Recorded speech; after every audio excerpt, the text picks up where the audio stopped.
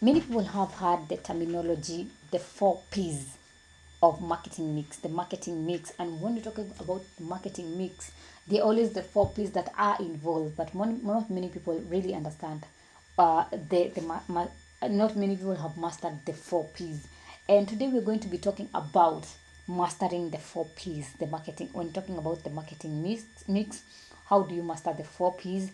And this is a guide to crafting a winning marketing mix. If you want to craft a winning marketing mix, then this is the right video for you. I hope you learn a thing or two, because today we're going to be talking about the marketing piece. What are these 4 P's that are involved in the marketing mix? So let's start with defining what is a marketing mix.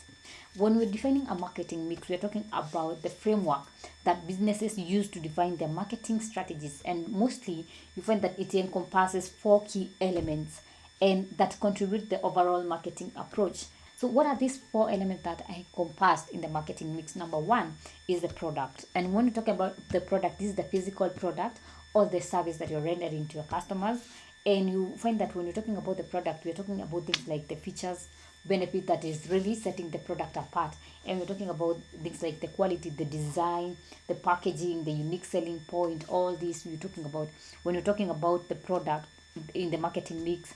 That is what you now look into the product in details. To look at the branding. How have you really packaged your product? How have you packaged your service? What is the quality? What is the quality? How if people are going to rate your product, can they give it a 5-star rating or a 1-star rating or 0 rating? So you look at those elements. And then when you're talking about price, the second one is price.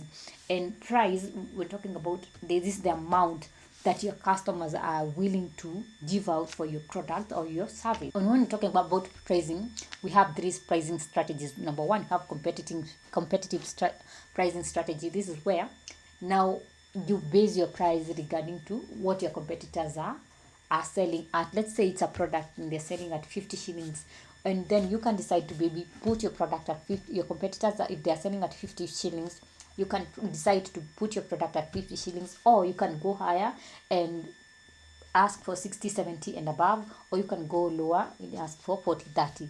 That is more on pricing. Then the second strategy of pricing is called value based pricing. This is now where people will buy something because of the value it is bringing.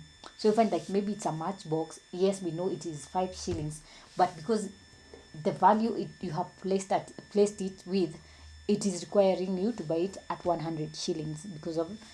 Then that is where you look at things like the location of that matchbox.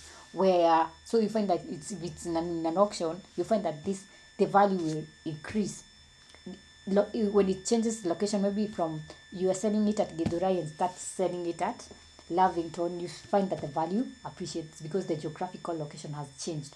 And then the other pricing is called premium pricing. Now this is the standard pricing where a set of people have agreed that this item will be selling it at 45 shillings. So you find that the most, if we go to like all shops, they are selling it at 45 shillings. When you're talking about pricing, one of the things that will affect the pricing, number one, is the production cost.